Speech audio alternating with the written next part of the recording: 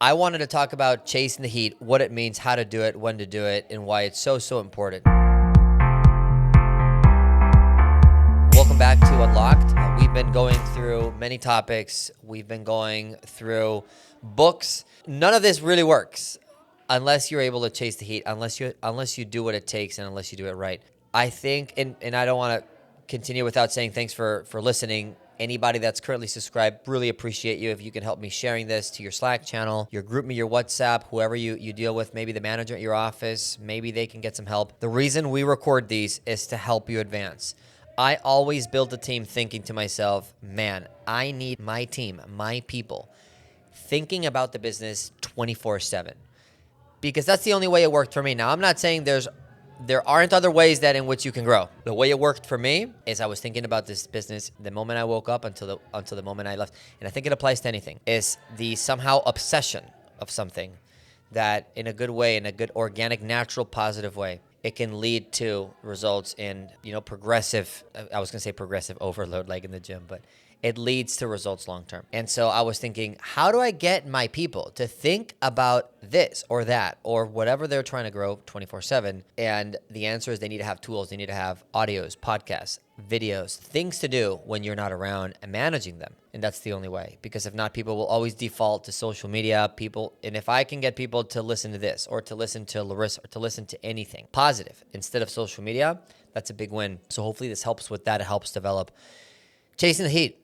So I've been to hundreds of seminars at this point. Leadership, I've listened to my wife. She paid an $800 ticket for Tony Robbins conference with some of our friends. Been through Alex Hormozi stuff. We've been listening to, Gary Vee for the longest time. Read all of the books and, Grant Cardone. I was listening to Grant Cardone Reels yesterday on social media. And it was just so productive, so good. You know what they all do well is they all chase the heat. No matter how many millions or billions of dollars they make, they all chase somebody else when they find somebody that has achieved more success than them. And they're willing to give up their agendas completely. So here's the thing. If there's somebody around you physically or even online, but especially physically, that does what you do. In some sort of way, they have the fruit, and we'll get into this, checking the fruit, but in some sort of way, they are in the position you desire to be, or they are really pushing for that position or very close. You need to have this attitude where you just go listen to them, where you even stand next to them, where you even just around them, where you find out what they do in their off time. It's almost this obsessive thing where like they should be like, hey man, like, what do you need from me?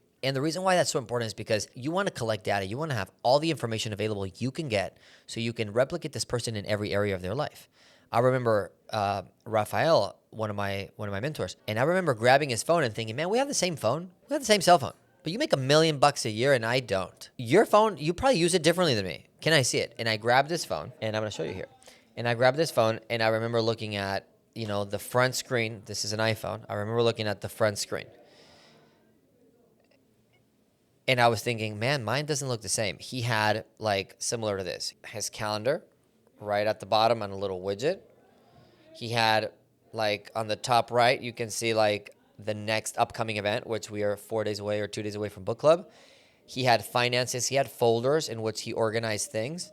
You know what I realized that I didn't see social media. I was like, do you do social media? He's like, yeah. But I just have it 2 or 3 pages after inside of a folder. So it's harder for him. He read Atomic Habits, great book, by the way, by James Clear. And Atomic Habits just talks about, hey, make bad things difficult. Eliminating them is very hard. So, excessive social media, just like excessive anything, is bad. So I still use social media. I just hide it in between, 3 folders. By the time I get to it, I'm just adding resistance to bad things. Make good things easy. Make like foods, things, make bad things harder. And he said, Richard, people that make the most money in the world, they use their cell phone as an asset, and they use it as a tool.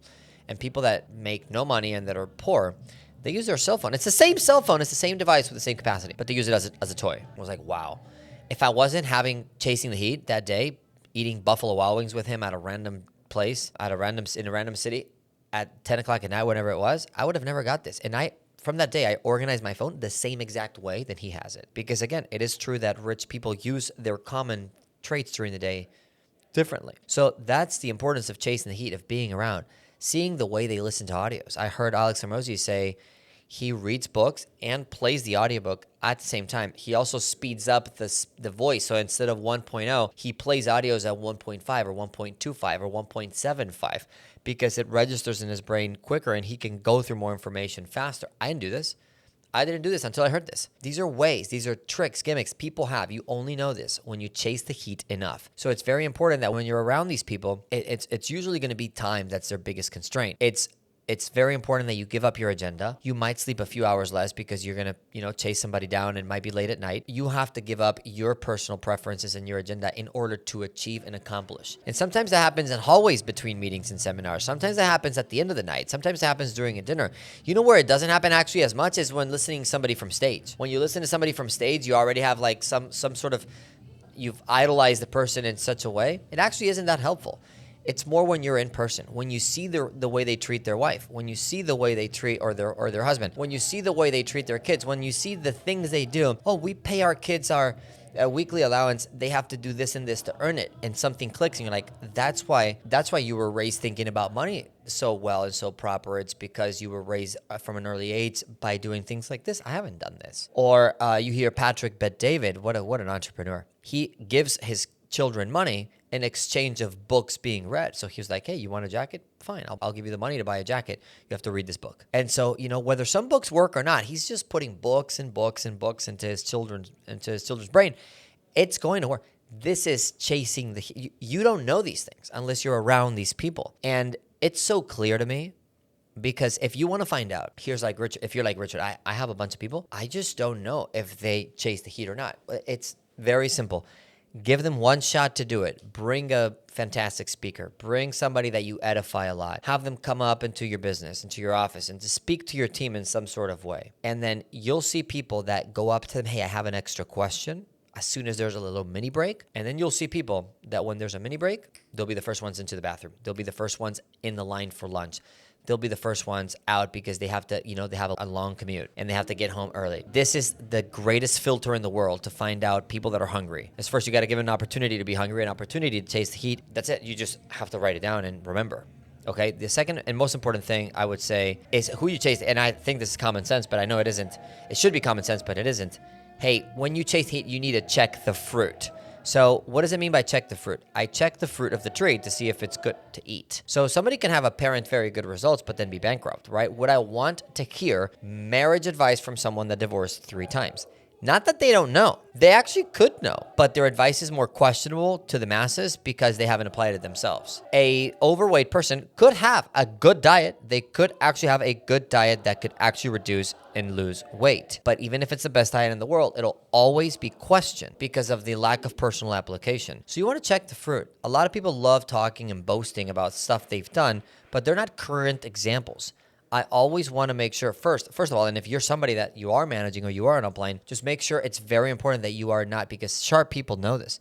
It's very important that you are not speaking about things you're not current in. So right now for me, I haven't been in the field. I haven't done an interview in a long time. Even though I do know what to say and I know what it is right, I have to keep myself current and credible. Whenever I'm asked advice from people that are chasing the heat, but not checking the fruit, I divert, I delegate. I say, hey, look, I haven't done an interview in this long. Here are my thoughts, but you should not apply until you double check with so-and-so that did 25 interviews this morning. So important. Do I know the answer? Probably. I don't give it away. And that's another trait you'll learn by chasing the heat in successful people. They don't usually volunteer or solicit advice. They don't push their advice or their thoughts on something. They usually are quiet unless they're asked, and they only respond if they actually have current fruit. So you see a lot of people talk about what they did 10 years ago, and that is fine. Maybe not many people actually pause and delegate that. But I think that, to me at least, it's very impressive when I hear somebody speak and they know the answer, but they're like, you should not check with me because you should go to the person that did it this morning because they have more current. They are more in the weeds of the stuff. And for anybody that's been in the weeds of anything, you know how important it is to be in the mode, in the game. And that's why chasing the heat is so important. And more importantly than anything is knowing you're doing it the right way. So if I was listening to some business guy and I'm trying to increase my business skills and let's say I'm listening to so-and-so speak and this person all of a sudden goes and says, well, I got to this level, but it cost me my family, man. I got a divorce and my kids, I don't see them again. That was the price I had to pay to accomplish this goal. I personally, and this is just Richard, it doesn't have to be you. Personally, I would stop listening at that point because I was like, you know what? Like, I do have big business goals, but I would not, like he did in this case, not that it's bad or good. I don't share that thought, but I wouldn't give up things like my family or my children in order to accomplish a big business goal. I personally wouldn't. So in that case, I'd be like, dang, I would have loved that. You would have done it same way I want to do it. But that advice is no longer good for me. Why? Because I'm checking the fruit. It's so important that you know who it is that you're listening to. And because at the time of application, you're going to get all the results. So if I go and apply, this business guy advice, there's a big chance I lose my family if I'm copying a person that did lose their family on the way. I mean, metaphorically, of course. So, man, how important it is. If you're not sure where your team's at, here's what I'll leave you with.